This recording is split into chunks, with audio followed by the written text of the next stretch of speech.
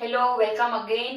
આ વિડીયોમાં આપણે સ્વાધ્યાય 3.2 ના દરેક દાખલાઓને ધીરે ધીરે સોલ્વ કરીશું. બરાબર છે? તો ચાલો સ્ટાર્ટ કરી દઈએ ડાયરેક્ટ આપણે પહેલો ક્વેશ્ચન શું કહેવા માંગે છે? કોઈ પણ બે એકી સંખ્યાઓનો સરવાળો અને બેકી સંખ્યાઓનો સરવાળો શું થાય? તો ચાલો કોઈ પણ બે એકી સંખ્યાઓ લઈ લ્યો જોઈએ. કોઈ પણ બે લઈ લ્યો. આપણે છે ને આવા ક્વેશ્ચનમાં જ્યારે પૂછવાનું હોય ત્યારે હંમેશા ઉદાહરણ સ્વરૂપે જ્યારે લેતા હોય ત્યારે નાના નાના આંકડા લેવાય, એટલે જવાબ જલ્દીથી આવે અને દાખલો સોલ્વ કરવો એકદમ ઈઝી પડે. ચાલો કોઈ પણ બે એકી સંખ્યાઓ મગજમાં લ્યો તો 1 અને 3 નાનામાં નાની હોય ને એટલે લઈ લેવાય. 1 અને 3 તો એનો જવાબ કેટલો આવ્યો? 4. તો કોઈ પણ બે એકી સંખ્યાઓનો સરવાળો શું થાય? તો કે બેકી સંખ્યા થાય. બરાબર. અને કોઈ પણ બે બેકી સંખ્યા લ્યો તો હાલો 2 અને 4, તો 4 ને 2 કેટલા થયા? બે બેકી સંખ્યા મેં લીધી 2 અને 4, તો આનો સરવાળો 4 ને 2 કેટલા થાય? 6. તો એ કેવી સંખ્યા આવી? એકી સંખ્યા કે બેકી સંખ્યા? તો કે બેકી સંખ્યા. તો એનો પણ જવાબ આવશે બેકી સંખ્યા. ચાલો હવે શું પૂછ્યું તમને? Question number 2. ખરા ખોટા જણાવો. આપણે સમજતા જઈએ અને ખરા ખોટા કરતા જઈએ. બરાબર? ડાયરેક્ટ જવાબ આપણે લખશું નહીં. ચાલો પેલું ખરા ખોટું શું પૂછે છે? 3 એકી સંખ્યાઓનો સરવાળો બેકી સંખ્યા છે.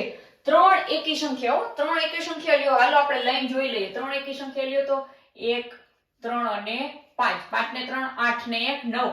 9 આવ્યા. તો 9 છે એ કેવી સંખ્યા છે? એકી સંખ્યા છે. તો અહીંયા શું પૂછ્યું? 3 એકી સંખ્યાઓનો સરવાળો બેકી સંખ્યા છે.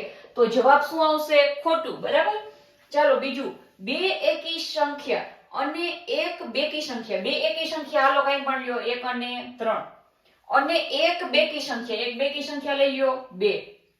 નો સરવાળો બેકી સંખ્યા છે. ચાલો જોઈ લઈએ. 3 ને 4 ને 2 6. હા સાચી વાત છે. તો બીજાનો જવાબ આવશે સાચું. ચાલો ત્રીજું, 3 એકી સંખ્યાનો ગુણાકાર એકી સંખ્યા છે. ગુણાકાર કરવાનું કીધો છે. આ 3 3 એકી સંખ્યા. ચાલો ગુણાકાર કરો તો 5 તેરી 15, 15 એકા 15. તો કે જવાબ શું આવ્યો? 15.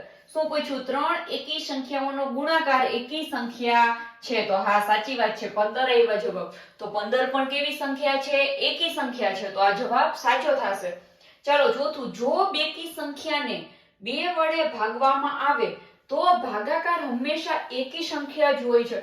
ચાલો કોઈ પણ એક બેકી સંખ્યાને શેના વડે ભાગવું છે? આપણે 2 વડે ભાગવું છે. તો 2 દુ 4. તો જવાબ કેટલો આવ્યો આપણો? 2. તો આ શું કહે છે કે તો ભાગાકાર હંમેશા એકી સંખ્યા હોય છે. તો ભાગાકારનો જવાબ આપણો કેટલો આવ્યો? બેકી સંખ્યા આવ્યો, એકી સંખ્યા આવ્યું નહીં. તો આનો જવાબ શું થશે? ખોટું. બરાબર. ચાલો બધી અવિભાજ્ય સંખ્યા એકી સંખ્યા છે. હવે આપણો થિયરીનો લેક્ચર યાદ કરો. એમાં શું આવ્યું હતું? સૌથી નાનામાં નાની અવિભાજ્ય સંખ્યા કઈ હતી? 2 હતી. અને 2 છે એ કેવી સંખ્યા છે? બેકી સંખ્યા છે. તો અહીંયા શું કીધું? બધી અવિભાજ્ય સંખ્યા છે એ કેવી છે? એકી સંખ્યા. તો આ જવાબ કેવો થશે? ખોટો થશે, કારણ કે 2 છે એ અવિભાજ્ય છે પણ બેકી સંખ્યા છે. હવે શું પૂછ્યું? અવિભાજ્ય સંખ્યાને અવયવ હોતો નથી. ચાલો હવે આપણે આ તો સાવ ખોટું જ પડે, કેમ કે કોઈ પણ સંખ્યા હોય અવિભાજ્ય કે વિભાજ્ય, દરેકને ઓછામાં ઓછા 2 અવયવ તો હોય જ. એક તો 1 અને એકે સંખ્યા પોતે. તો બરાબર છે, આ વિધાન ખોટું થશે.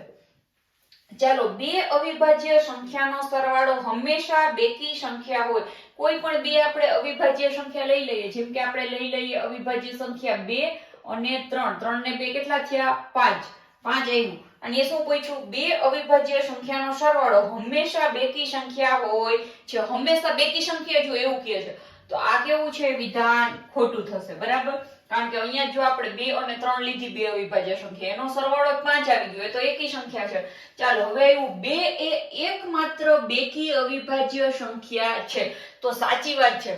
જો બાકીની જેટલી પણ અવિભાજ્ય સંખ્યાઓ છે ને, એ બધી કેવી સંખ્યા છે? એકી સંખ્યા છે.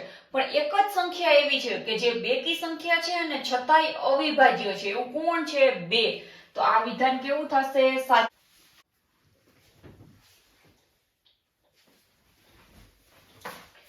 ચાલો સ્વાધ્યાય 3.2 ના બીજા ક્વેશ્ચનના છેલ્લા બે ખરા ખોટા અહીંયા સમજી લેજો. શું કહે છે? બધી બેકી સંખ્યા વિભાજ્ય સંખ્યા છે. તો આ વિધાન કેવું થશે? ખોટું. શું કામ એને ખોટું થશે?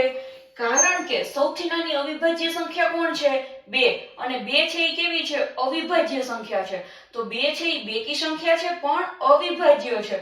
ને અહીંયા શું કીધું કે બધી જ બેકી સંખ્યા છે એ વિભાજ્ય છે. તો એવું થશે નહીં. 2 એક એવી સંખ્યા છે કે જે બેકી સંખ્યા છે પણ છતાંય અવિભાજ્ય સંખ્યા છે. તો આ બધી જ બેકી સંખ્યાને આપણે વિભાજ્ય કહી શકીએ નહીં. ચાલો એના પછી શું કહે છે?